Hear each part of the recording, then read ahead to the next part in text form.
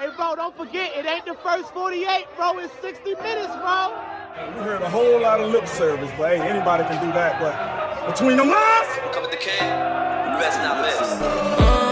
Even the score now, we need to score now.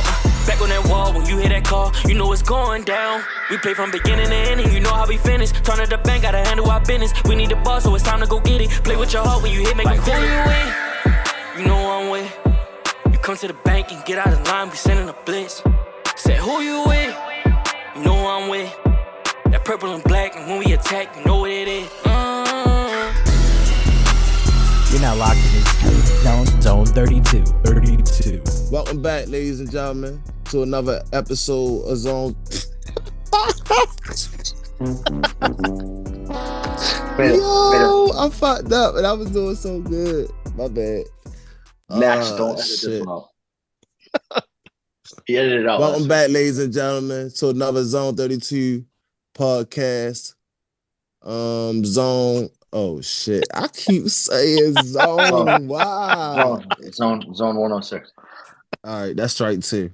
All right, my bad, Max. God fucking damn it! Don't kill me, Max. All right, I'm gonna get it right this time. 8 hours later. Welcome back, ladies and gentlemen, to another Zone 32 episode podcast. I fucked up again, but anyway, this is episode 106, and yeah, we gonna get back to the off-season talk. We got my guy Grant back, Will, Drew. I guess I'm fucking up because Jake's nowhere to be found, but guess he'll be back sometime next week. But yeah, let's kick into the show, guys. Jake even a real person? We haven't seen him in like 4 weeks. I don't know. Is he alive? Yeah, man, he gotta be alive. Man, he die every time and he come right back. That's right. I don't know. Maybe this time it's stuck. I mean, we haven't seen him yet in a while. He on a 2-week streak now, so we'll see what happens next week. Let's get into Grant status. Pause.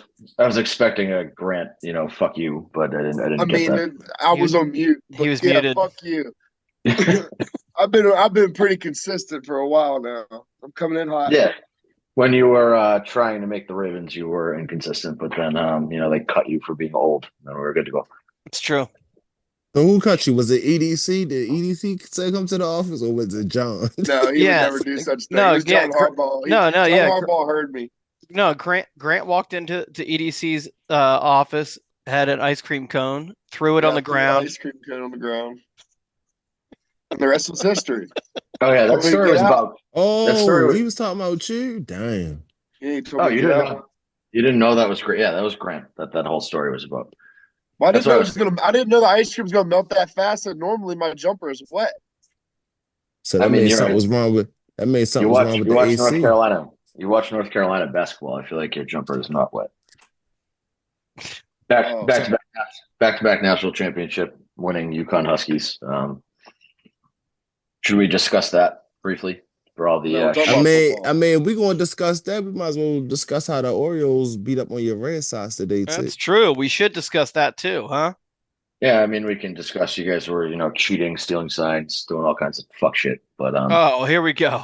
Dang. Why don't we discuss how you were cheating? Tried to delay the start to fuck up Burns and his vibes. I saw Evan Drellick at the game, and he told me that he's writing a book on all the cheap shit that the Orioles do. He said Mike Elias brought a lot over from Houston that I'm going to uncover in the book. So, well, what's really sad when a team uses the cancer death of a previous player as an excuse for why a game starts late with the fucking blue sky, no fucking weather whatsoever. 20-minute delay just because a bunch of fucking old fucks can't walk out and just get their asses out there on time. Celebrating a championship from 20 years ago. Get the fuck out of here. What's next? They're gonna fucking celebrate Ray Bork's championship in fucking Colorado too? No, because that was hockey and one for a different team, so it didn't really make much sense there. Well, they had a fucking parade for him in Boston for it, so. Yeah, he's kind of a big deal in Boston. Well, it happened in a different city. I understand I think Baltimore lacks, some I think it was a superstars. We've never had a parade for a guy who had a championship in a different city. it was a Orioles celebration for haven't had a the parade in like 40 years. So Yeah, I don't know. well, we haven't resorted to having a fucking parade what? for It someone was who a won a 20 championship in a what different city.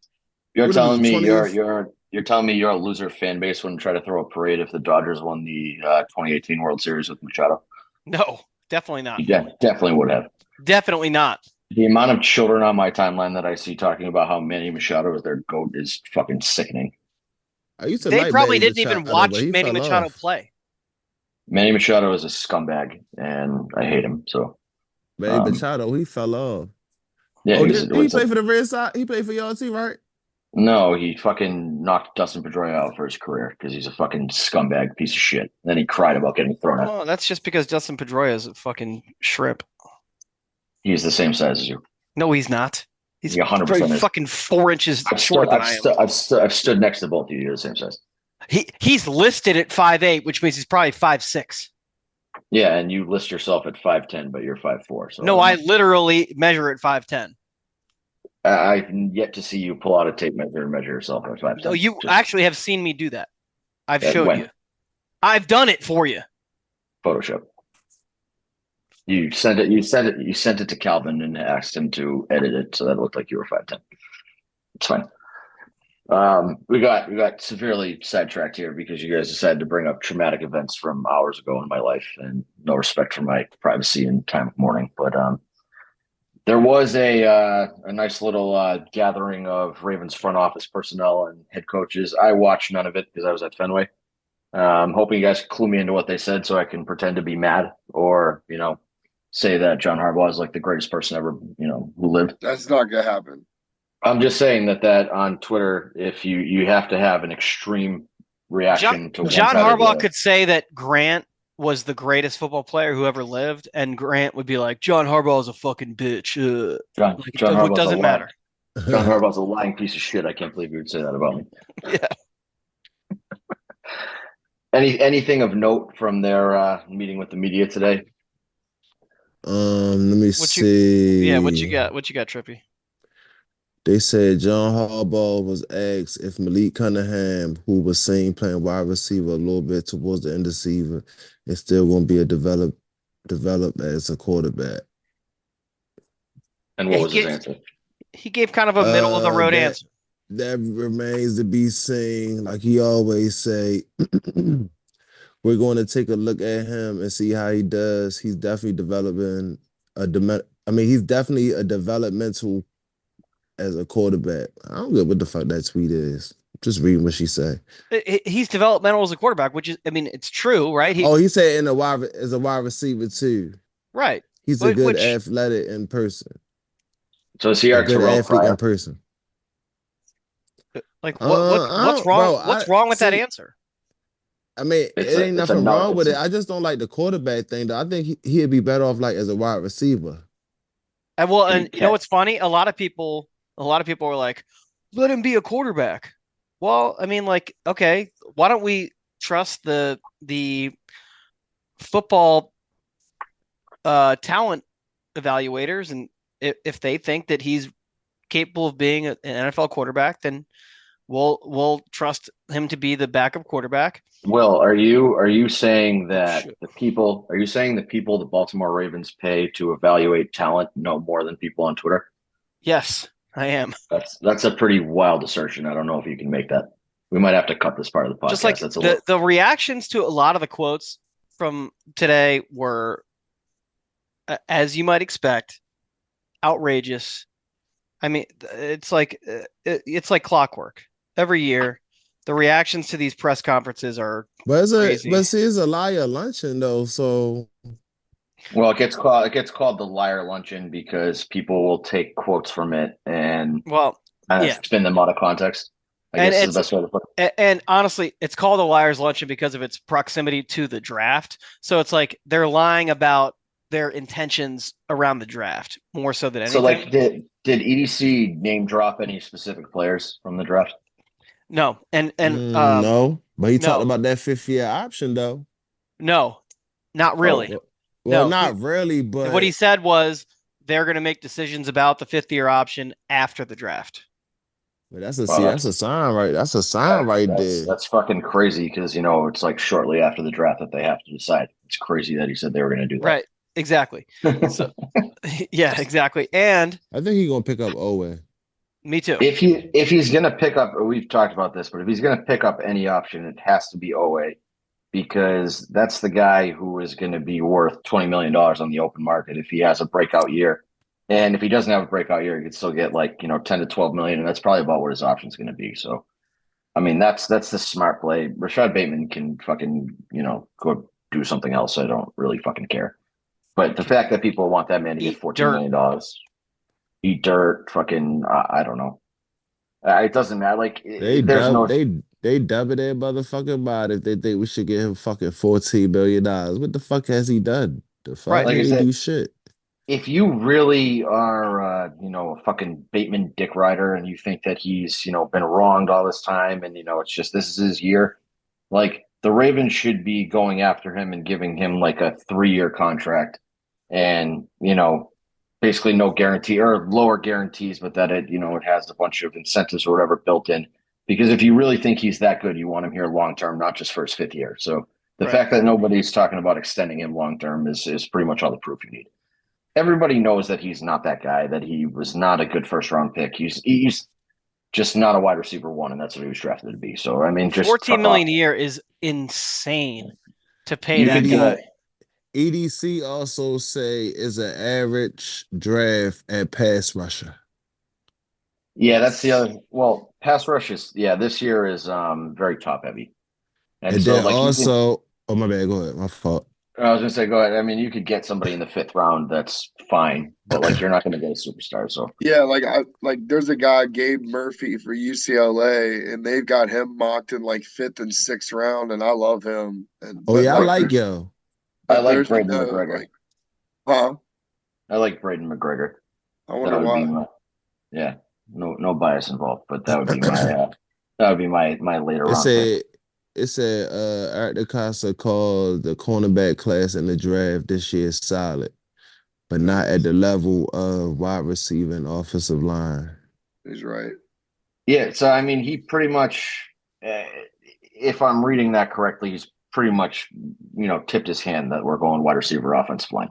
Like that's what he's looking at. He also said in corner you can go middle rounds and be fine. Yeah, he also said they spent 9 straight hours on offensive line. 9 straight hours they spent on offensive line yesterday. It's the day he probably did wide receivers. But they also said, EDC said that there are not as many draftable players in this draft on their board as there were in previous classes, meaning that they will likely look to flip picks in this draft for picks in future drafts or for players. So that to me is a signal that we may see them make a move for a player ahead of the draft, like someone like Cortland Sutton. Or move up in the draft. But I think that his point with that is more that we have, closer to a final 53-man roster in his mind. That if you're using all 9 picks, that you're going to end up cutting half of them anyway. So, what is the point of that? So he's not picturing as many guys that crack that 53. Basically, what he said is there's not as many underclassmen that are draftable, and they like to draft younger guys as opposed to guys who are further along. They don't want to draft guys who are older.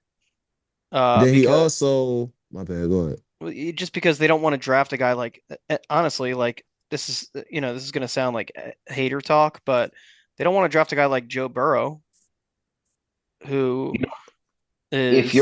If you're the Ravens, you're picking towards the end of every round, which means you're getting the lesser available talent. So you'd rather take a guy that could develop into something better in 3 years than take the lesser available talent that could step in and start day one. Right. I mean, I get that whole mindset. It makes sense. Because right here he said he hoped and prayed that one of those top 20 guys might be there at 30. And I mean, this is the year that could happen because God only knows who his top 20 are versus, the league's top 20. I feel like once you get past 10, there's a lot of, variation among teams. He also said something that I definitely agree with, and maybe also y'all agree with too, because like we're gonna have a lot of comp picks next year. And like you said, he might be on like the verge of like, trading some picks or moving around. He said, we see this year's draft and next year's draft as a chance to build up the roster depth again, which is true.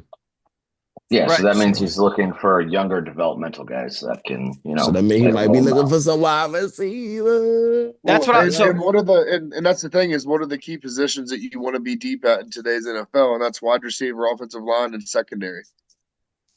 And that's what I was talking about. That's what I was talking about earlier in the chat, guys, was the Ravens love a succession plan.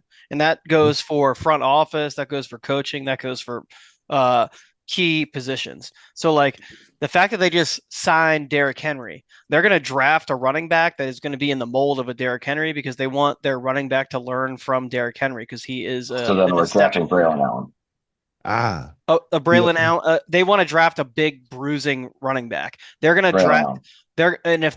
I think they're on the record as saying they want to go get an X, a true X receiver. So I think they're going to trade for an X like Cortland Sutton, and then they're going to go draft an X to then learn from the guy they trade for. So I think they're gonna kind of like go get like. They're going to model their draft pick after who they sign or trade for.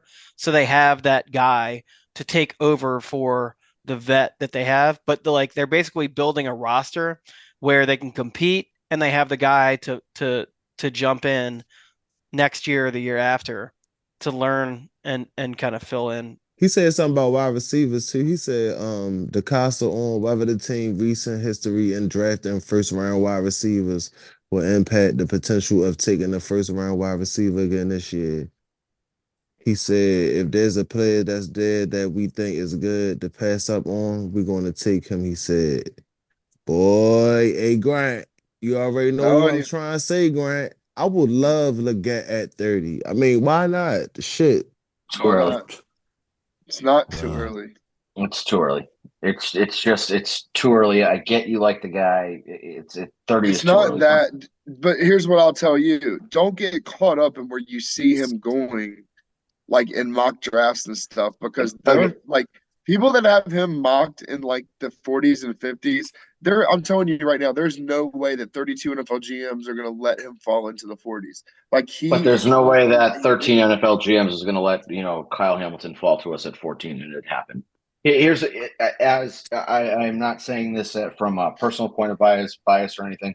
I'm looking at this as how the Ravens operate. Is that right now Leggett has he's tagged as like a 40 to 50 pick. So why would the Ravens pick him at 30? Because that's not getting the best value. That doesn't mean they value him there, though. That's the thing is how many times do we watch a draft and somebody gets drafted in the top 20 and they're like, whoa, that was my 48th overall player. How many times is that the Ravens, though? That stuff, though. How many times is that the Ravens? I like him, but at the same time, do I think Ravens take him? I don't know. But how many times are the Ravens? Would I be surprised if he's gone by the time Ravens pick at 30? Not one bit. How many times are the Ravens are the team that makes a pick where the analysts go, oh, wow, that's way earlier than I had that guy going in the first round specifically? That's not what we're talking about. You're talking about it is what we're talking about, though. I mean, DK Metcalf, AJ Brown, a couple of them receivers, they went in the second round this year. So yeah, I mean, I look at it like not gonna make that mistake. I look at it like 30 not bad. Now we was picking like in the 20s, like early 20s, late teens, or like early teens. Now that might be a kind of little crazy, but like late 30 ain't bad. You get what I'm saying? Even if we could trade back and still get them, that'd be good. But I think it might be a team that, unless we picking high, you feel what I'm saying? Unless we picking high, yeah. He won't make it past the Chiefs, so it doesn't matter. The Chiefs are going to take Worthy. And see, that's another thing though. We don't even know what the Chiefs going to do. The Chiefs might take him, and then we'll be regretting that shit. Like, damn. You get what I'm saying? The Bills are going to take a wide receiver ahead of us. I mean, that's going to happen. I could see him going there too. Big physical receiver. They just lost everybody. I like his game, man. I was just watching his highlights earlier. I've seen him getting mocked to the Bills quite a bit. It makes sense right now after Diggs getting traded. And I ain't gonna lie to y'all. I don't know why I was convinced that I was on the Keon Coleman trade. I mean, I wouldn't mind him being a Raven, but I'm not too big on it. Kelvin. You let Key talk you into that shit. He's not. Even before I'm Key not a came Keon on, Coleman dude. He's not bad. He's not bad. He's a great athlete, but he's not. His game's not going to translate to the NFL. I don't think. I mean, we know why to be a superstar. Trippy likes Keon Coleman. Like it's pretty obvious if we give it 2 seconds of thought. Why? I know what it is. Right. I know what it is. It's very simple. And I know why Key likes him too.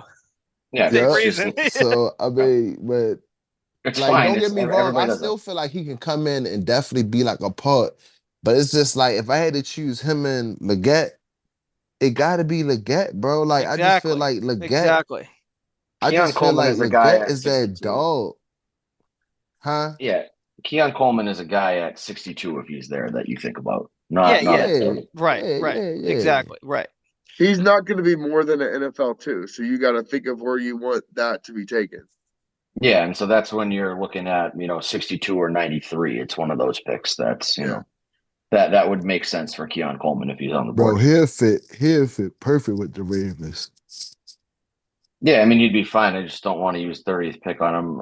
Adonai Mitchell is another one at 30 that I feel like has got to be in the mix for sure. And he's got a lot. He's got a lot of measurables. Like you look at everything that all his measurables are great. I just again, I like when you stack him up against Leggett. I like Leggett better. I just like I like his game for this offense, right? But I wouldn't be mad at Adonai Mitchell at all. I'm still holding out hope for Brian Thomas Jr., but the Diggs trade I think probably nicks that. I don't think that he gets past the Bills.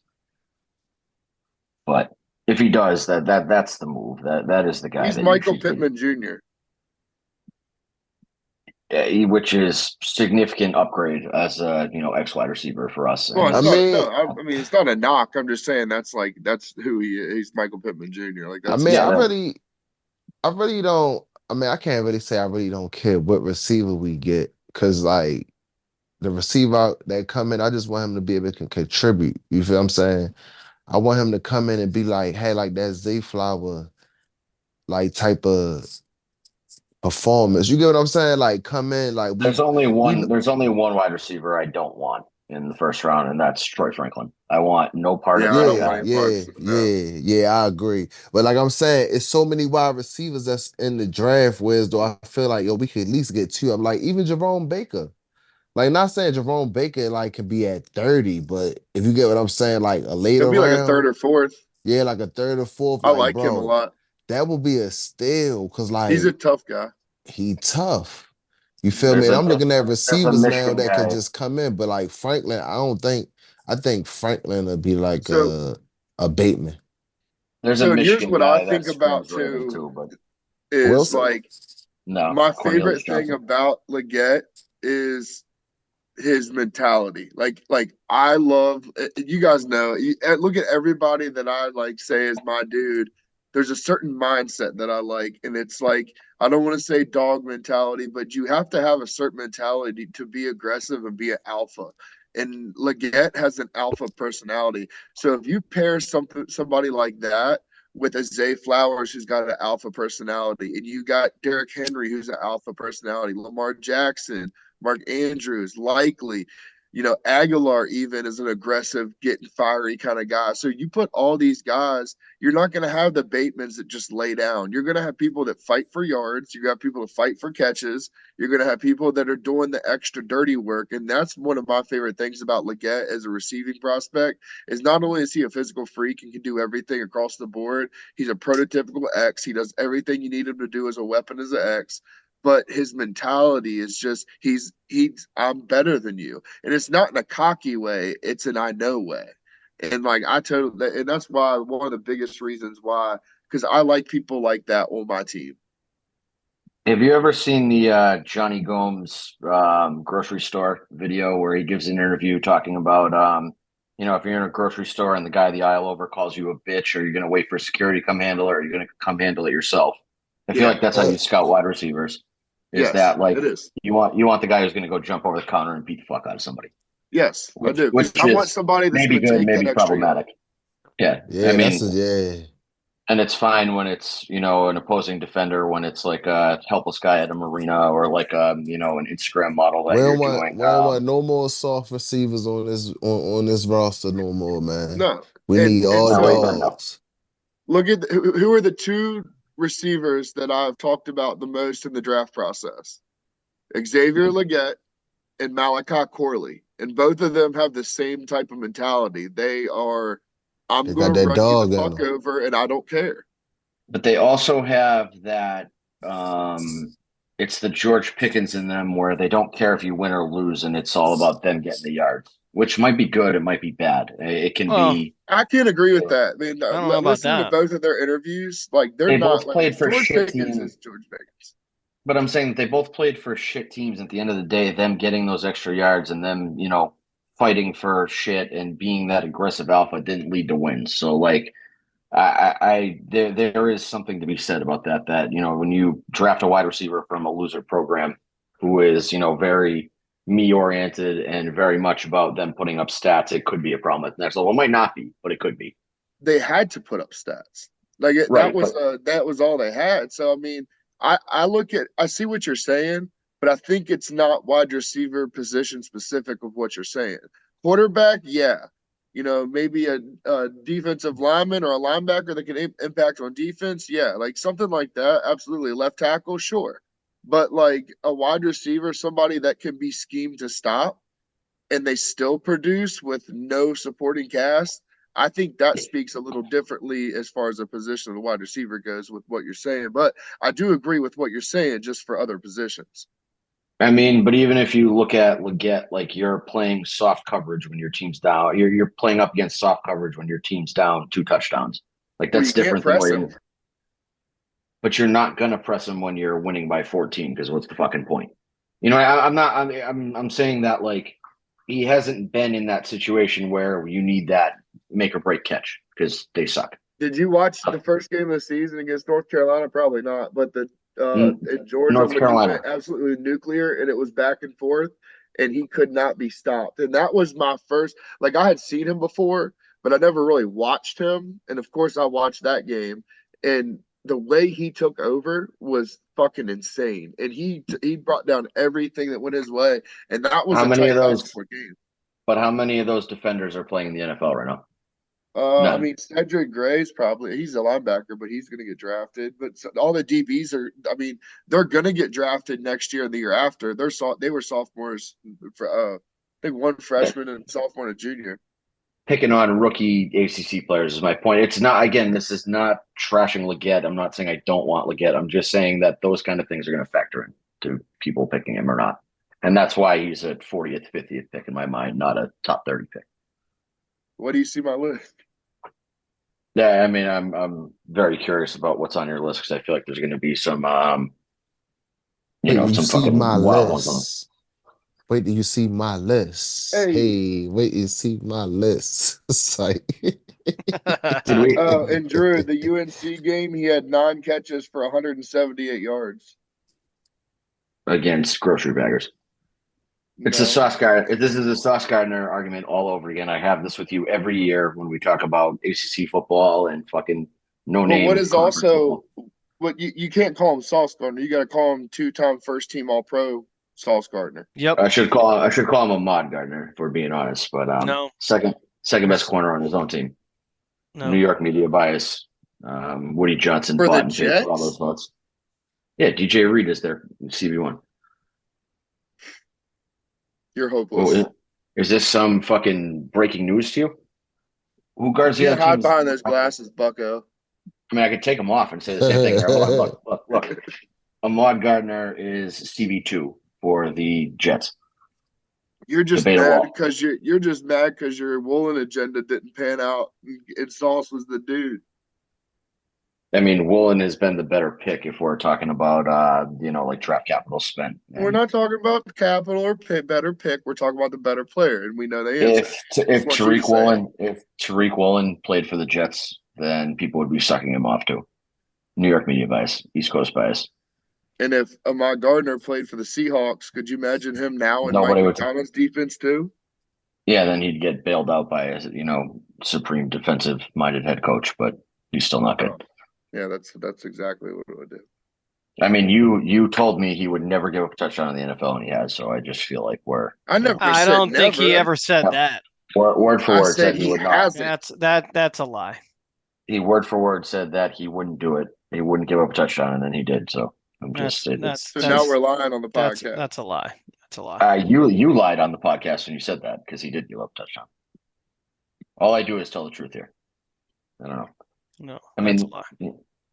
No, I have yet to tell a lie in this exchange. Has anybody ever seen The Burbs? No. Old Tom Hanks movie. He's like, "Hey, Pinocchio, where are you going?" That's what I just wanted to say. He lied on the podcast. So you're just making. I mean, my nose has always been big. It's not, it doesn't have anything to do with what I say. Just so we're all on the same page here. Did we miss anything else from the press conference of note? We lightly touched on the fifth-year options, the offensive line and wide receiver heavy talk. It seemed like when it was coming, had to do with the draft. Harbaugh had the comment about Malik Cunningham. Did Harbaugh have anything else dumb to say that I should be aware of so I can go overreact to it online for attention? There was something else that Tom reacted to and Tom's an idiot, and it caught my attention. But that's what I'm looking. That's what I'm looking for is idiot bait. Yeah. I know Hobbs did say we're going to have a heck of a team this year. You wait and you watch. And people probably got mad at that because they wanted to say, hold on, I'll find it. Hold on. I'm gonna go to Tom. I mean, but how you feel about that though? I mean, it's just like, man, we had a heck of a team last year.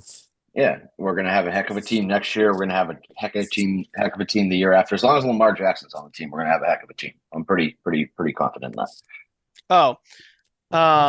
Basically, it was like a vote of confidence for the offensive line. That's what it was. Hold on, I'll find the exact quote, but hold on.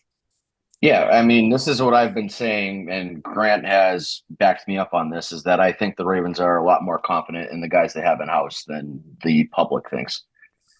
And I had the same vibe about Brandon Stevens last year. I tweeted it, and people shit on it at the time, and then Brandon Stevens turned out to be a good corner because the team trusted him. So, and now he due for a contract. Yeah, but I think that there are guys on the current roster that the Ravens have penciled in as starters right now, and that they're happy going into the season with them as starters, and they can be upgraded, or there could be, the biggest one that people are just totally ignoring is Voorhees. Voorhees was drafted to be a starter. Yeah. And people are like, oh, well, he's never played, blah, blah, blah. Okay.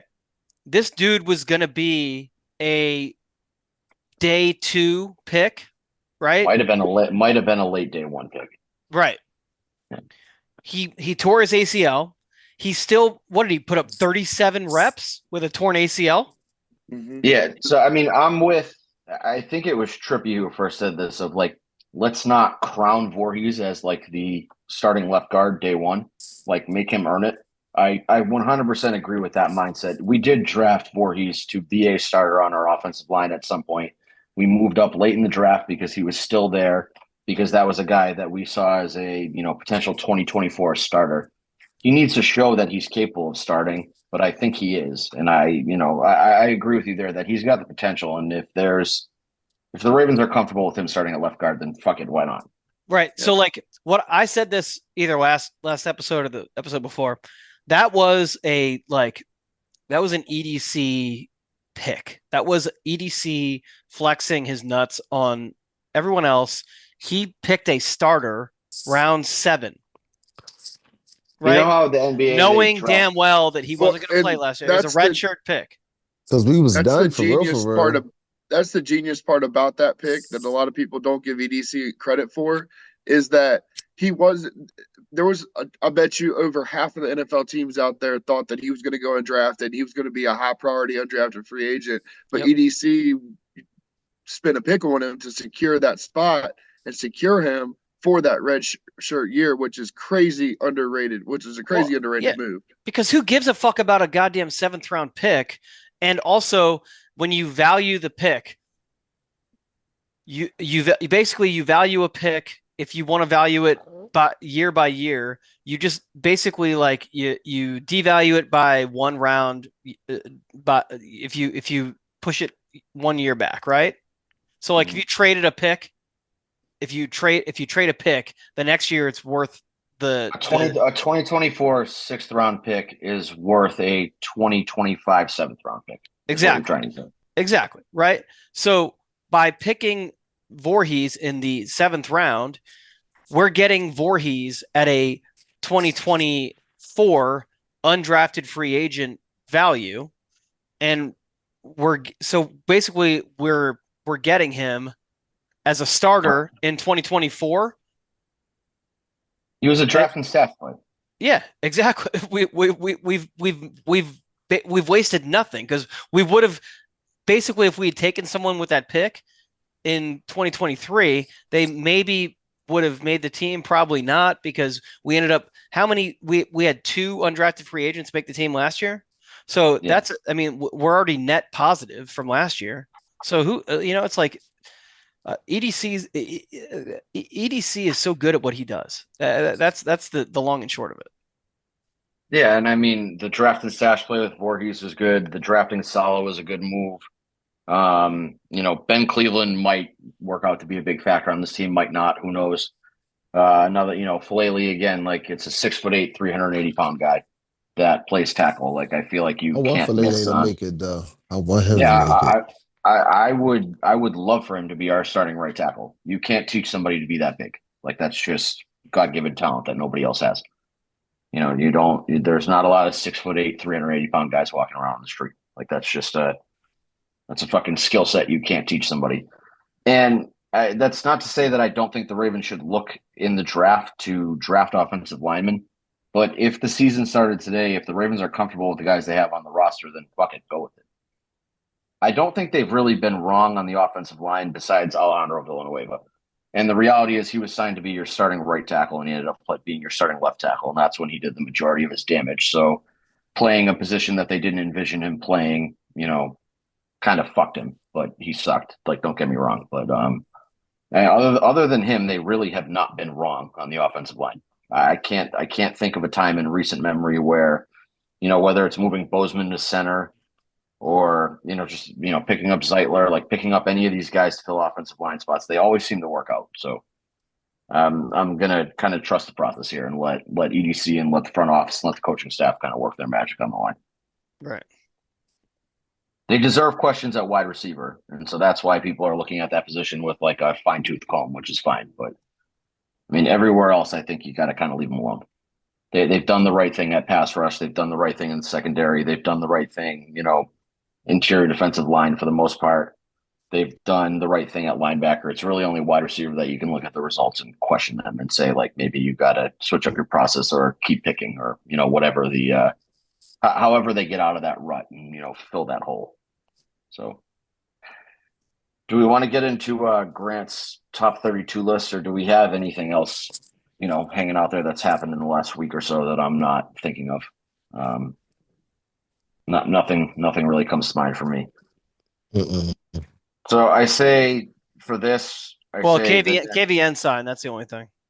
We had talked about that last week, and it was basically like you had spoken of it like it was going to happen, and then it did happen. So yeah, it happened the next morning. So again, that's the right move, especially with Clowney not on the market. That was the guy who has experience on your team, clearly fit here, clearly wanted to be here. So good signing, and cheap too. Like his contract is not anything to write home about. Like it was a good, solid pickup.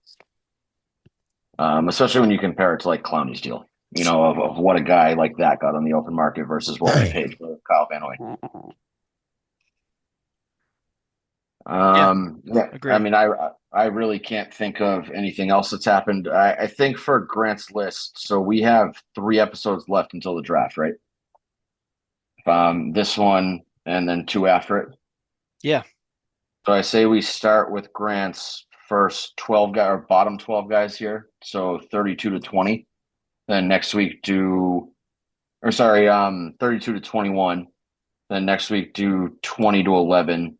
And then the week before the draft do his top 10. Is that everybody agree with that? Or should we go in the opposite direction, do his top 10 and then whatever Grant wants. Yeah, fine, Grant, you're in charge. It's your list. Probably help if you weren't on mute. You're right. Sorry, it's hard to give out lists from you. Be a fucking professional for once. I can't. It's not in my blood. Will is telling you to be a professional while he doesn't have his camera on. I just want that noted for the record. So yeah, I'll just start at 32 and then go to 21, and then I'll do 20 through 11, and then 10 through, because it's not going to change, barring like a freak injury. I mean, I'm pretty sure most pro days and stuff are done. But yeah, everybody's in bubble wrap now. I think I don't think any of these guys are doing anything that'll put them in jeopardy, which is smart. They shouldn't. So. All right. So this list in general is not, what order anybody's going to go or anything like that. It's just strictly top to bottom 1 to 32 of who I think are the 32 best players in the draft. This is your Mel Kiper-esque, big board. Yes. Grant's board. The Grant's board. So 32. Hold on. What do we call this list? Big board, something with a C at the end. I'm failing here at ad-libbing, but the big board class.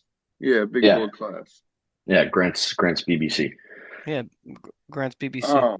So 32, I got Jackson Powers Johnson, center interior lineman from Oregon.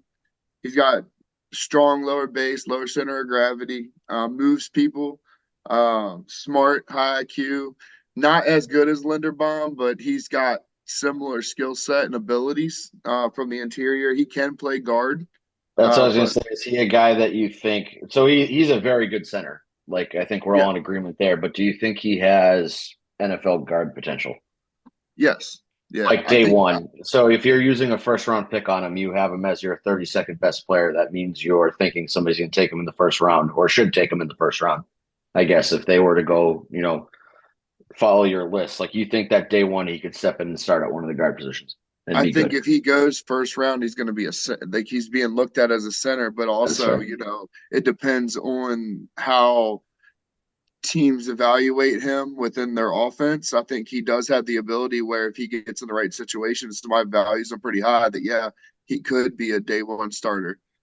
Is he a sneaky Raven? Somebody there they should be looking at 30? I think that there's other offensive guys offensive linemen that I would have to look at first before him. Maybe like a trade back into the second type scenario. But like I said, I don't think we should really move too much. If we do, I think it should still be within the first 5 picks of the second round, if that's possible. But I don't think we need to move based off the depth of this draft and how the board, I anticipate the board to fall to us. You got to take the availability of what you have that's going to help you day one. Don't worry about trying to trade back and hope somebody's still there when you pick. Take your guy. Fair. All right. 31, I got Malachi Corley. Talked about him. Wide receiver from Western Kentucky. Nickname's the Yak King. He had over 2,000 yards after the catch. Not receiving, but after the catch. That's pretty insane.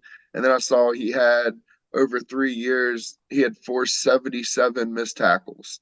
For a wide receiver, that's freakish.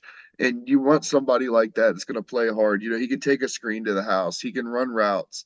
He gets compared a lot to Debo, but I think Debo's probably more of a running back in the sense with the ball in his hands with probably better vision. But I think Malachi Corley is all around, has potential to be a better receiver. But their game style is very similar. I've talked about him a lot, so I'm big on him. Has he ever driven on a road that has more than 2 lanes? I would Will's hope so.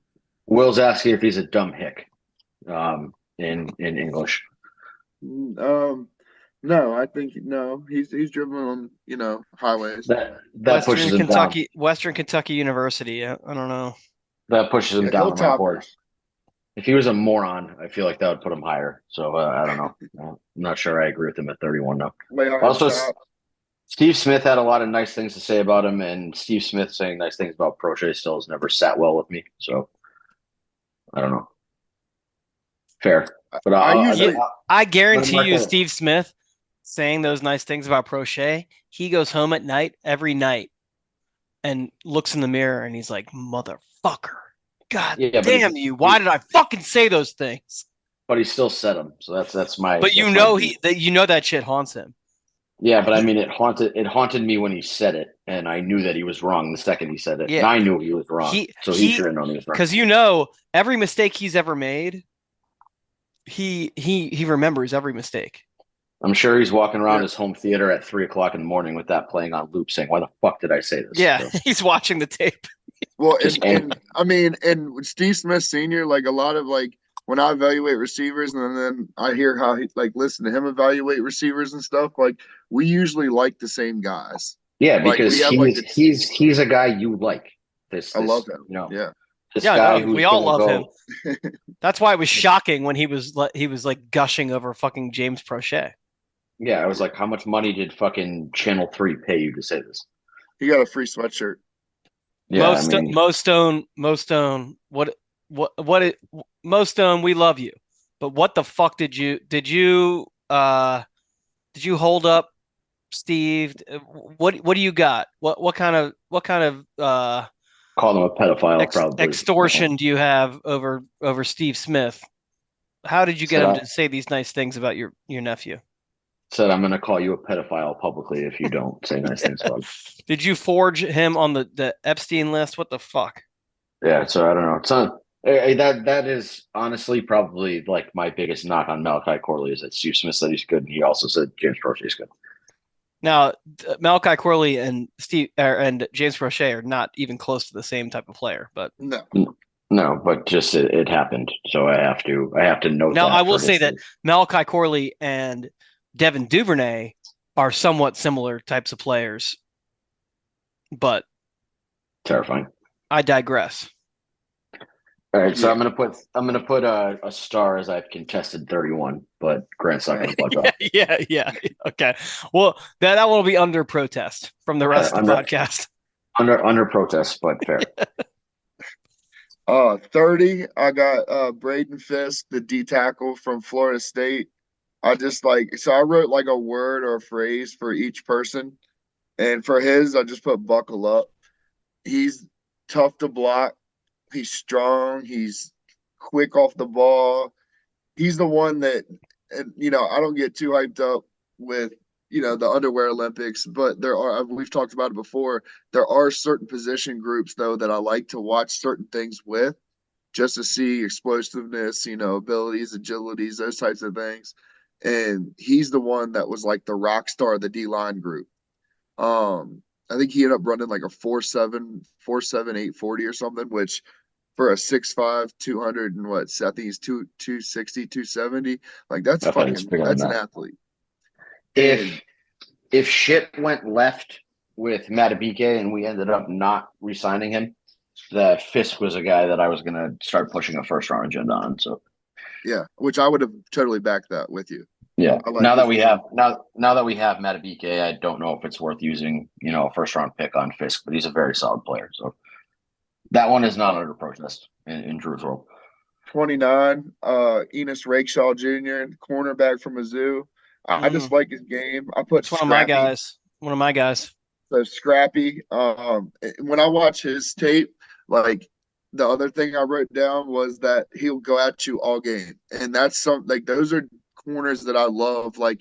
He's going to be in your grill the entire game, and he's going to be physical with receivers the entire game, and that takes receivers out of their games. I mean, looking back into the Odell versus Josh Norman matchups. Like Josh Norman was really the only person that could shut him down, but he was just in his face after the play, like all kinds of stuff. Not saying Rakeshaw is like an after the play guy, but he's a guy that's going to frustrate wide receivers, and he has a really big skill set with his abilities as a corner in general, and he makes great plays on the ball. But I want you to put a plus next to his name because he's got a good name too. So that's just a added bonus. Just star and a plus on the list. Your name's Enos Rakestraw. Like you have to be really good at football, or else people are going to bully you. 28. I got J.C. Latham, the offensive tackle from Alabama. He plays angry and uses his hands and feet well. So when I watched him, he's gonna punch and he's gonna extend his hands and use his hands well, and he's a strong guy in the run game, and he's a great pass protector. That Michigan game soured him for me because they were just fucking running train on Alabama's offensive line. They ran train on everybody that game though. Yeah, they did, but yeah, I mean, J.C. Latham got fucking turned around a lot that game. Looked like a vintage Ryan Stanley performance from him. Which is why he's kind of like, I mean, I don't want to say I've got him as the 28th player, but I've also got him as I think my 4th or 5th tackle. So like that's what I say. He's your second tier down for offensive tackle, I assume. Yeah, so. yeah. 27, my guy at tackle, Kingsley Sumatea. He's an elite athlete, right tackle. He gets a lot of knocks, people saying that, he might be a little bit of a project. He's not.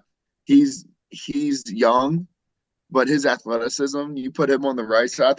I think he translates better to the right tackle than a left tackle in the NFL, which fits what we essentially need right now. Which is why he's a guy that I would not be mad at 30 whatsoever. Does he have left tackle upside? Is that a guy that he played left tackle. So is that why people view him? I'm saying that like right now, if you were to put him on an NFL starting line, his ideal position would be right tackle. And so do people view him as a project? Yes. I'm just saying in general, I think I agree with you that would be where he would be most successful in the NFL right this second. Yes. Like coming out of the draft. So he would be a guy like, you know how the Cowboys used what's his face, Tyler Smith, out of Tulsa. How he played guard, but he was a tackle, and then now he's their dude at tackle. So like, I could see some situation like that with him being, an immediate right tackle, contributing, playing well there, and then eventually, year 2, year 3, move into the left side for somebody and being like their future on the left side.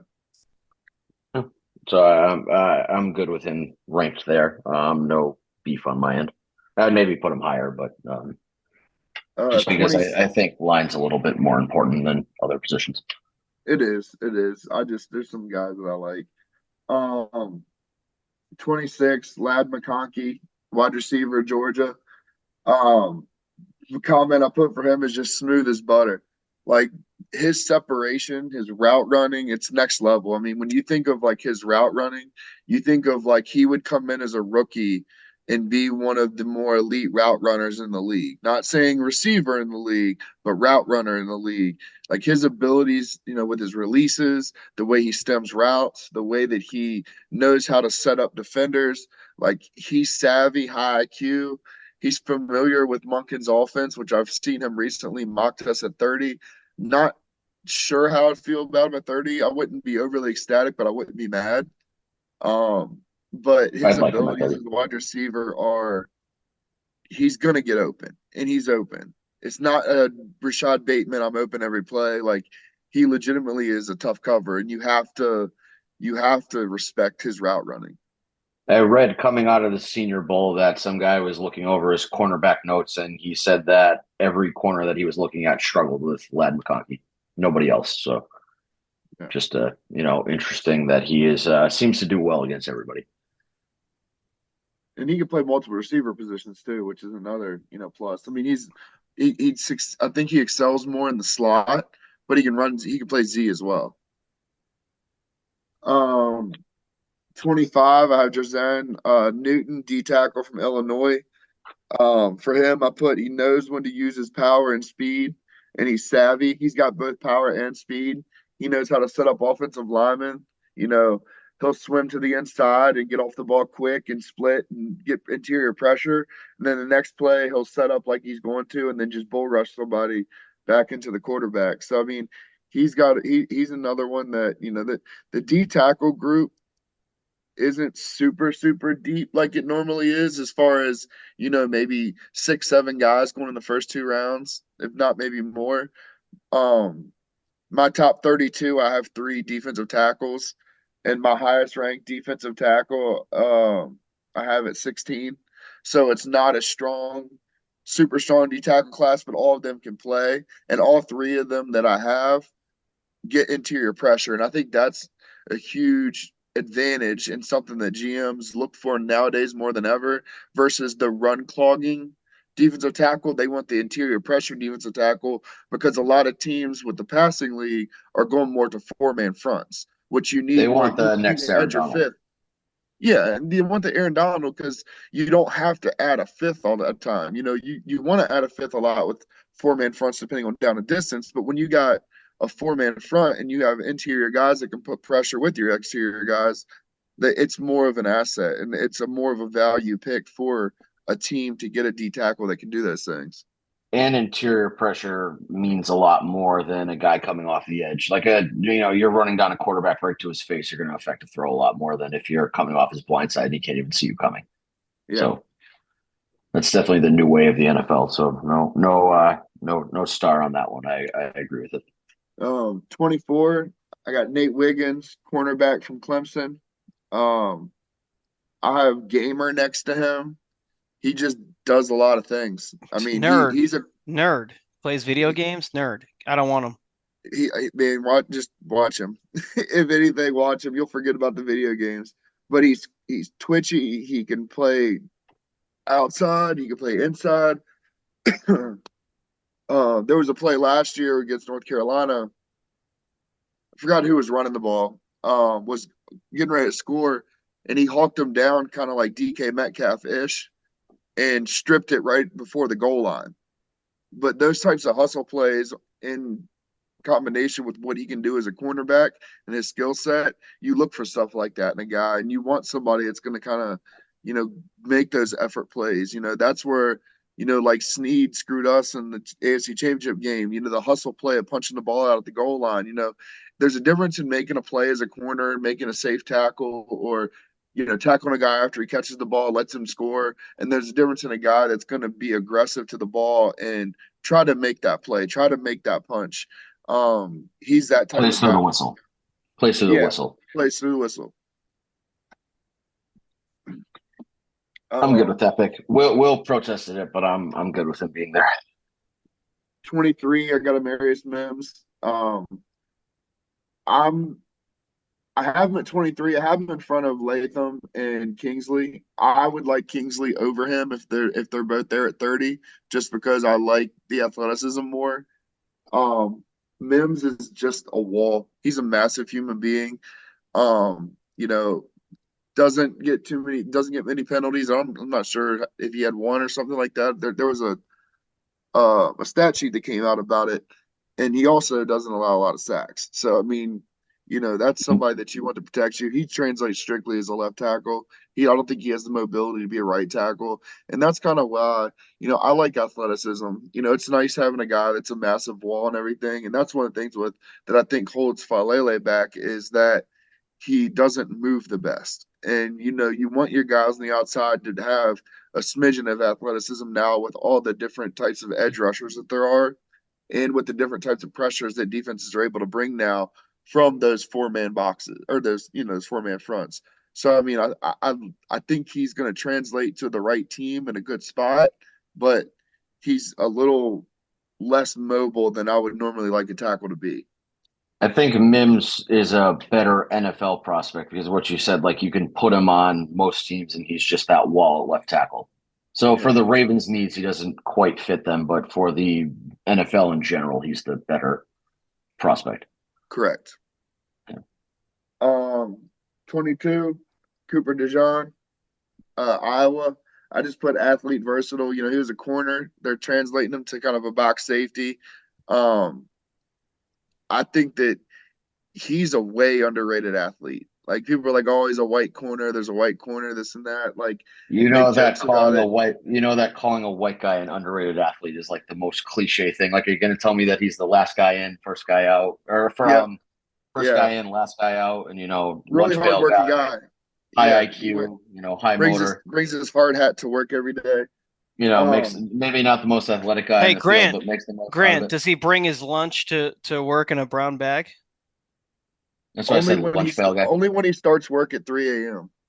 Yeah, Him and Drew. 4:30. You and Drew 4:30. go together. They commute together. They carpool. They walk to work uphill both ways.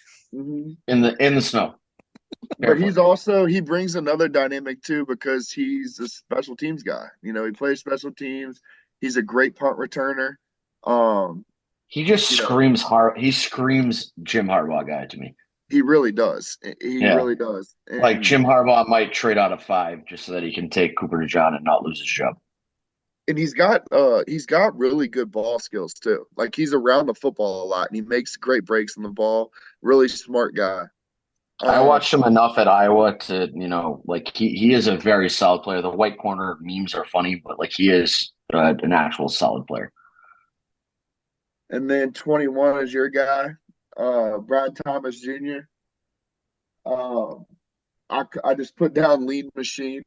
Like he's a real skinny, long guy, but he runs great routes. He's tough to defend. I mean, when you have a guy that size that can move like he does and has the ball skills that he does, he's a weapon in any offense. Then, like I compared earlier, my comp for him is Michael Pittman. Yeah, I mean, so you made it through the first. What do you give? 12 guys? Yeah, first 12 guys. You only had one contested pick. So sounds like a Devontae Smith, maybe a little bit bigger Devontae Smith. Definitely big. Yeah, definitely like an upgraded Devontae Smith. I mean, Devontae Smith. All the worries about Devontae Smith coming into the league, too small, blah blah blah, bullshit. All those worries are nonsense. He's been better than advertised. He doesn't get hit. Like that's the thing that people don't seem to grasp about. He's played his whole life that size. Like it's not like he's just going to start getting hit hard in the NFL. Like he knows how to brace himself. I guess is my point. He's like the Lamar Jackson of receivers. Like he's elusive. But it's the same thing with Lamar. Guys are like, oh, he's a skinny 6'3" guy. He's going to get fucking killed in the pocket. But people forget that he's played his whole life at that same size. And also, that's a misconception about Lamar Jackson. He's not. He's 220. And I would say when he got drafted, he was pretty small. He was. But when he comes into the season now, 220, and by the end of the season, he's 230. He's a big guy. He's 6'2", 6'3", 220, 230 by the end of the season. He's not a small guy, but Devontae Smith is a slight guy. He's around 6 foot, but he's like a skinnier guy. But Slim Reaper goes up and gets the fucking exactly ball. What I was thinking of, Slim Reaper. He goes up and gets the ball. Does not play scared. Like I think people were expecting Marquise Brown out of him, and he's not Marquise Brown. He plays to contact, but he avoids big hits. He's smart about it. Yeah, he's smart. He's smart. Smart. You went hard there. You went had. I've been around, Boston people all day. This is when the accent's going to come out is after Fenway Days. So just people should probably get used to that. I try to avoid it since I get, bullied like this, but there's no escaping it. It exists. Is Trippy alive? He's there now. I see him. Trippy, what are your thoughts on Grant's BBC list? Man, I like it. Oh. I mean, yeah. Pause for you. Pause for you. He was waiting for me. Big pause. Big pause. Walked right into it. It's a pretty cool list so far. Oh, it's a cool BBC list. Is that right? I said it's a cool list. Yeah, that's right. You can only catch him once. Trippy's too sharp for getting caught twice. Yeah, because I was over here saying, "Oh, pause." I was on mute. A couple things I was saying like, "Oh, pause." Like where Grant was like, "Yeah, he got good ball skills." So I was like, "Oh." Yo, break. I blame the young generation, man, because like I'm too old to be saying this shit, but it do be kind of funny. But sometimes you be like, "Whoa, pause." You got to always have your head on a swivel. You always got to be ready to defend yourself against those kind of allegations. So Yeah. goddamn kids fucking everything Somebody up. was in my comments earlier. Remember when I made the it was a video I posted Leggett where Steve Smith was talking about him, and all I said was I always wanted DK, and I see somebody in the comments talk about no Diddy. I'm like, huh? Then I had to go back to see what I said. I was like, I always wanted DK, but I mean, what the fuck was the That's no pushing. Diddy for? That's stretching it. Said I always Man, wanted D. If you always wanted D, I could get the the no Diddy there, but you added the K at the end, so I think you're safe. all right. I mean, I could see if was DK lowercase or capital. No, it was both capitalized. Okay, so that's okay. If it was I always wanted DK and they both were lowercase, and it would look like you were just saying I wanted Dick. Yeah. That's a you know his name's DeKalen, by the way. So Jacalen Dobbins and DeKalen Metcalf. Yeah, I think we need to get DK here to purge. It's like a what's that fucking that thing that Yeah, I don't know. Mike. You're just holding your fist in front of your face, saying, "What's that thing?" I don't. you know that thing that Kyrie did? Oh, Sage. That Sage thing? Yeah. Yeah. That's How'd that work out for Kyrie? Hasn't worked out too well. I'm just saying we need DK to come. He is Sage for that like style of name. Yeah, he's got to redeem the name. I agree. Yeah.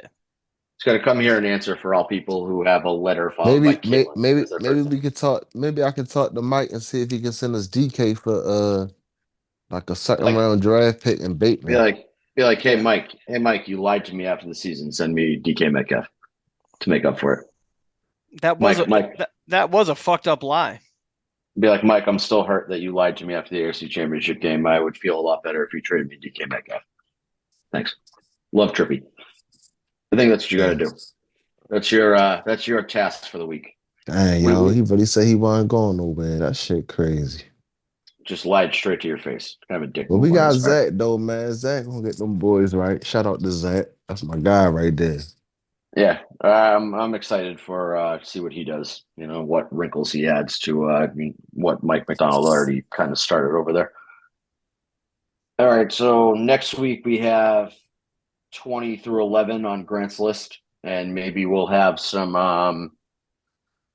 some more news. I mean, JLC is probably going to freak out on the radio tomorrow because it just seems what he does.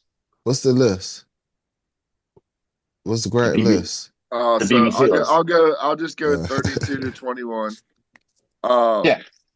Jackson Powers Johnson 32, Malachi Corley 31, Braden Fisk 30, Enos Rakeshaw Jr. 29, JC Latham 28, Kingsley Suamatea 27, Lad McConkey 26, Jerzen Newton 25, Nate Wiggins 24, Amarius Mims 23, Cooper DeJean 22, and Brian Thomas Jr. 21. I appreciate you reading that again, but I was just trying to get I was waiting for Will BBC. Right, I was waiting for Will to say BBC list, the Grant BBC. Hold up. But what you hear? No, we're good. I'm just doing math. We're good. Oh, what you thought? Next week's going to be 10, and then the week after that's going to be 10. I got you. Yeah, then I'll be 32 because 10 plus 10 plus 12 is 32. Yeah. I'm just every time what the zeros kind of fuck things up, but no, we're good. We're all set. No, you was trying to see if somebody was wrong, but she was wrong. Well, 52 times 2. We're good. 104. I'm not that fucked up. All right, it's good. Yeah, you're not falling asleep. It will 30 plus 2. 30 plus 2. I know what 30 plus 2 is. That's easy. Hey, what's What's 58 times 2? 116. 116. What's 3 Oh, plus it's 3? you're trying to hold up your bottle, but it's like fading into your Yeah, I background. know. I'm like, Yeah. What the fuck's going on? What's 3 plus 3? 6. What are we doing here? I mean, yeah, that's how many times our running backs Well, got the ball. that's fair. It Hey, yo, is look, worth bringing that up. hey, yo, that shit was funny as shit. Look, I called into the radio earlier, right? So they was like, hey, my God, Trippy. I was like, hey, man, I want to give out this 6-leg parlay real quick. I said, it's a 6-leg parlay. Because that's how many times the Ravens running backs got the ball. Yo, they was dying laughing. They should have hung up on you. It Hey, can't be. hey, hey, the radio, they always show me love, man. Shout out my guys and them over there.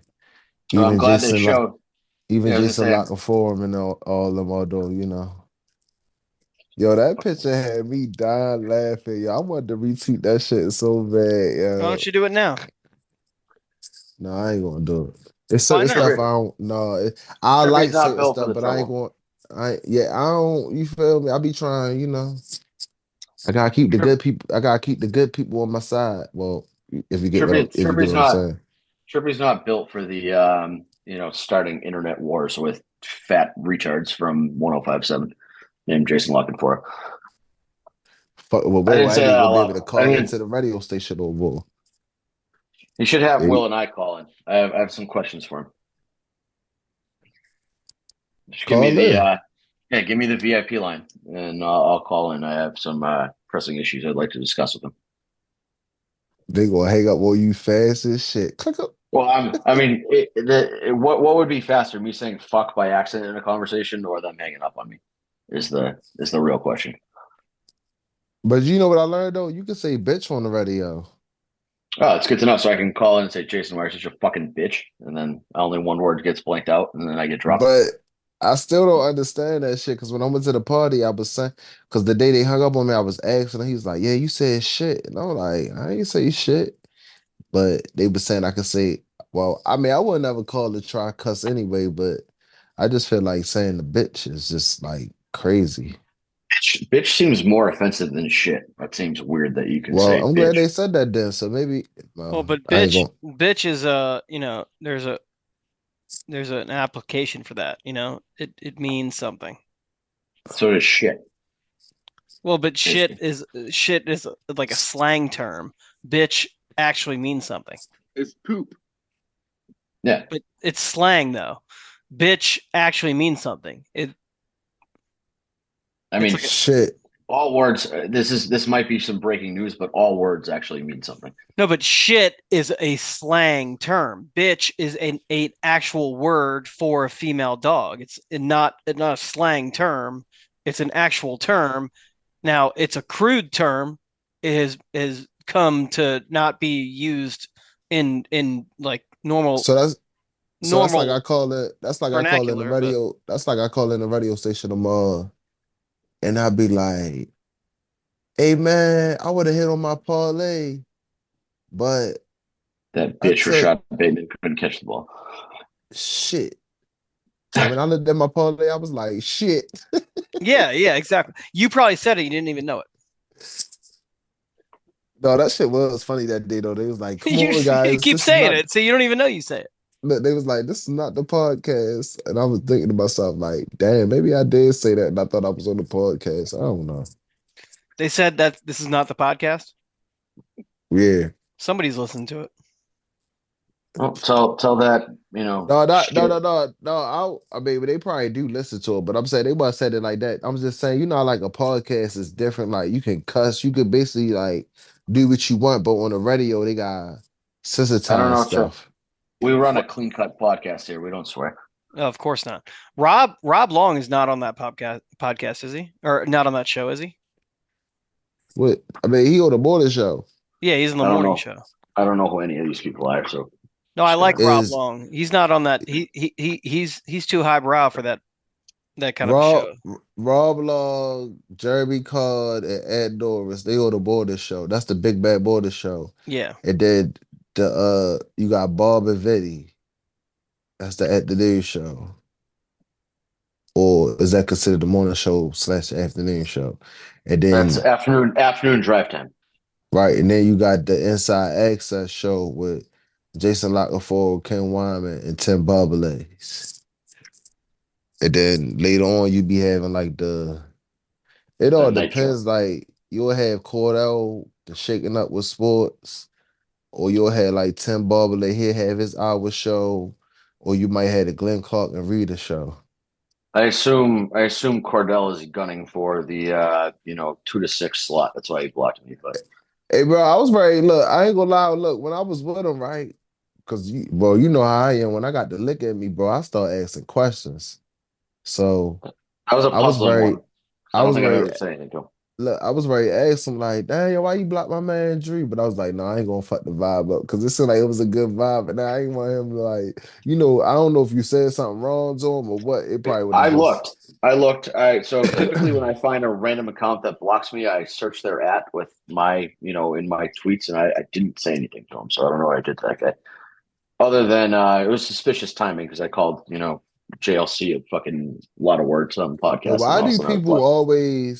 why do people always send the winning parlays? Like, why they don't ever send you like the link so you can think about tailing it or something? Like, I don't Well, because understand that. they don't send the losing parlays; they post the winning ones after they win. Right, but still send the link though. Yeah, but That's the whole then purpose of. you'd have to put in like 30 parlays, and then one hits. Yeah, but I'm saying the live bets though, not like them. I'm talking about like the live bets. It's really Like my hard to man, share live bets, man. The bullets are flying. You got to fucking go. I'm more Yeah, concerned with getting the bet in than telling you about that the bet. that shit ain't hard. I mean, look, like I got PTSD from fucking jackass Cam Spencer missing that fucking layup in the first half yesterday.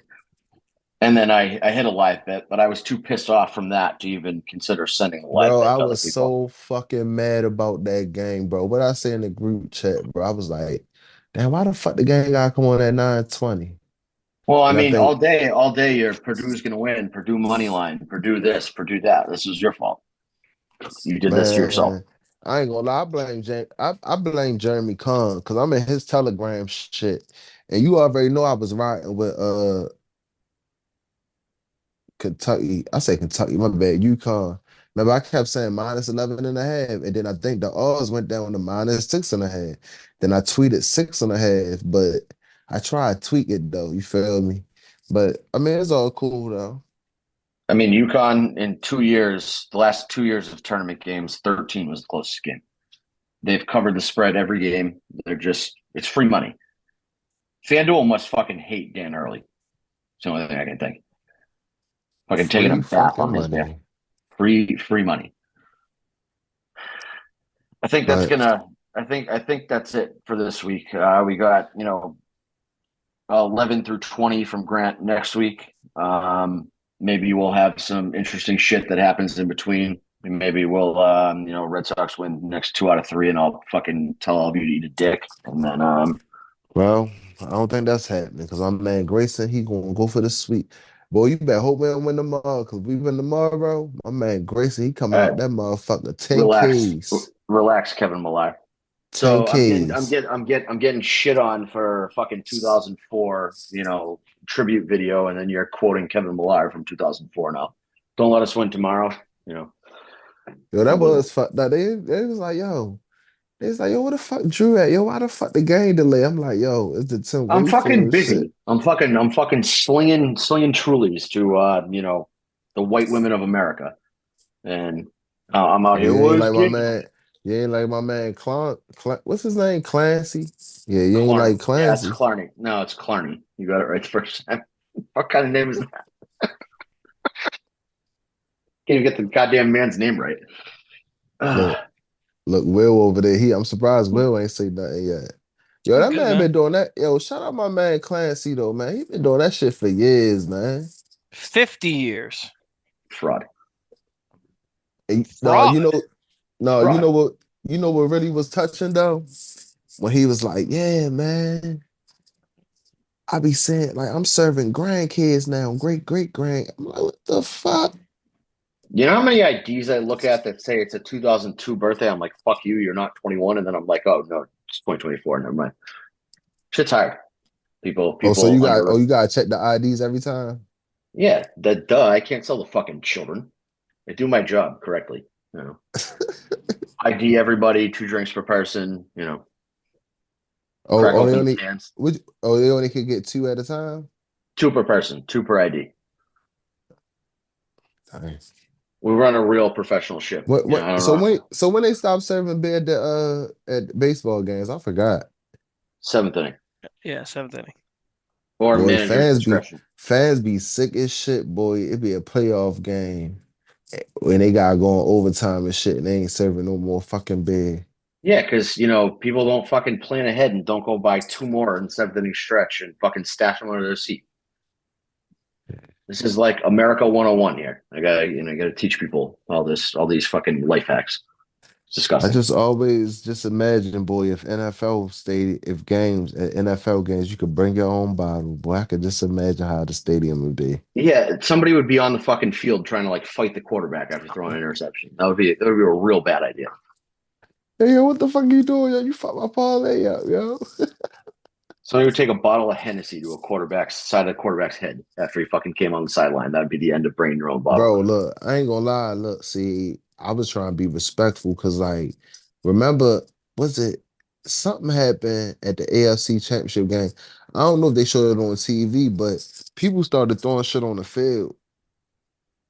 Probably the missed pass interference or something. And look, I ain't gonna lie, it was crazy because, like, yo, like, you know how you just looking and you can see the lights, like the little glare or whatever. Yeah. Bro, I just see a big ass beer can just come launching right down in the end zone. I'm like, oh shit. Then I had my bottle of water. I was thinking about because that's how mad I was. I was mad as shit at that ref. He ain't call that pass interference. If you're gonna be an asshole and throw shit on the field, at least fucking hit the guy. Like, see, that's what I was about to say though. I really see when I was going through it, like where the ref was at, he had his back turned, bro. I knew I would have launched that shit right at his head. Like I knew I would have, bro. But you were probably seeing 3 refs at that point though. So I would have got in trouble. I don't give a shit. I don't care. I hope all 3 of them was huddled up. Boy, they would have hit one of them. I hope for some reason they would have hit all I'm saying 3. I'm saying there was 1 ref, but you were seeing three copies of him saying on the fucking sideline. Oh yeah, because I was drunk as shit. I don't even know how the fuck I made it in the game. I blame Will though, man. I was lit. He's a bad influence. Me? Yeah, it's your fault. I was lit. I hung out. But I no, hung but out in with a way Trippy. Hold on. I hung out with Trippy before the divisional game. He made it in fine. He was coherent. There was no drinking. It was those YouTube kids, man. I didn't do anything. You didn't stop him. You didn't stop him. Yeah, that boy, he gave me some grain apple E&J. Yep. He was drinking. He drank a whole fucking bottle of a whole fucking water bottle of E&J. That shit was crazy though. He kept on saying, "Huh, man, yo, I took about 5 good shots of that shit." No, Trippy, you drank the whole thing. No, he still had a whole. No, hell no, I ain't drink shit. Hell no. If I would have drunk the whole thing, I wouldn't have made it in that game. I got news for you, Trippy. You drank the whole thing. No, see, you've been drinking since 4 o'clock this afternoon. That day, I had not been drinking. Unreliable character witness right now. No, that day I had not been drinking. I didn't drink until after you finished that water bottle, and then you were bumming fucking beers off everybody. You were getting beers. You got 2 beers at one point. You put 1 in your pocket. I said, "Let me get a beer." You said, "No, I need this for later." You wouldn't even give me a beer. I had to go get a beer off somebody else. I gave you the beer. No, you didn't. I had to go get. I had to get my own beers off someone else. Hey, Drew, you could tell he drunk because I gave him that beer. No, you didn't. Was it a Miller Lite? It was something with an M, but it was like one of them old gray cans, like it like a caffeine, like Pepsi old Miller school. High Life. Miller High Life. That's what it was. See, look. No, it was a Miller Champagne Lite. And beers. I gave you a Miller Lite. No, I gave you the Miller Lite. No, I gave you. I gave you the Miller Lite because remember somebody else gave me a drink, and I'm like, damn, this shit was good. It was something raspberry. And he was like, well, let me just get. I'm like, you know what? Shit, go ahead. Cause I ain't going. What I say, I probably don't drink that shit anyway. I wasn't drinking any fucking raspberry shit. Oh, thank you so much. Thank you so much for your trash. It was like a long skinny. It was like a long little skinny No, clan I didn't drink and any of shit. that shit. I didn't drink that. We was all walking around and shit looking for fucking coal and shit. Walking around the whole fucking stadium trying to find a motherfucker that looked just like Mark Andrews. Finally find him. Then we was looking Don't for say that. Now Spence. he's gonna be fucking walking around with his fucking chest pumped up. Now he's gonna think he's 5'7" instead of 5'6". I mean, he do like Mark Andrews though. I kept on when he was on Sarah and Bobby show. I kept on saying that in the You know those comments. the Russian stacking eggs? Cole's like the step before Mark Andrews on that. Man, I ain't gonna lie though. I'm sorry, Cole, if you listen to this, man. I blame you. Like, bro, like it's just Lamar how got can I hurt the say last time this? he went. Lamar got hurt in 2022 or 2023 when he went. Well, it But was still 2022 at that point.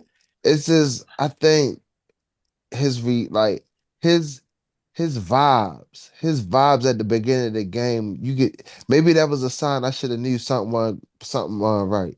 It was You just, should you have know what I said mean? something. Hey, look, man, they tell you see something, say something, and you I said told him, nothing. I So said, you're come part on, of the Cole, problem. why you looking like that, man? We gonna be No, celebrating today. you got to tell the authorities. And It says it. every time I just kept looking to my right, I said, damn, I just can't wait to see that hat be cold. And I just never got a chance to see it. It was just that stuck look like this the whole time. Like, Yeah, it was like watching a car wreck. So I definitely, on television. I was waiting to see that. Grant I, is eventually just gonna disappear. His head keeps like getting smaller and smaller. Eventually, Yeah, you're it's just gonna 12. see it. Yeah. It's 12:07. My bad. My bad. yeah, we should probably We wrap get this shit carried up. away, man. Well, I got Oh wow! I, Look at that, a whole I got person. There I he gotta be is. on I gotta be on my Jake shit, man. You know. Well, ladies and gentlemen, that's gonna wrap this shit up. Next week we'll be back with Drew's. I mean not Drew. We'll be back with Grant. 11 Top through 10, 20. right? Yeah, 11 11 through through 20. 20. 11 through 20 draft picks, top 30 or 32, however you want to say it. But anyway, it's time for me to die. Hey, hold on! Before you die, tomorrow, Drew's gonna die when Jackson Holiday kills him. Now you can die. I Yeah, thought no, Drew said, I'm gonna die from some 19-year-old pussy. Fuck him. With his yo, I gay ain't gonna dad. lie though. He do like a little ass girl though. That shit Yeah, crazy. But he will fucking murder you. there's no Man, I'll shot. fuck his ass up in baseball. You know, beat the The shit out of Orioles Jack can sign Mahler. me. But yeah, anyway, it's time for me to die.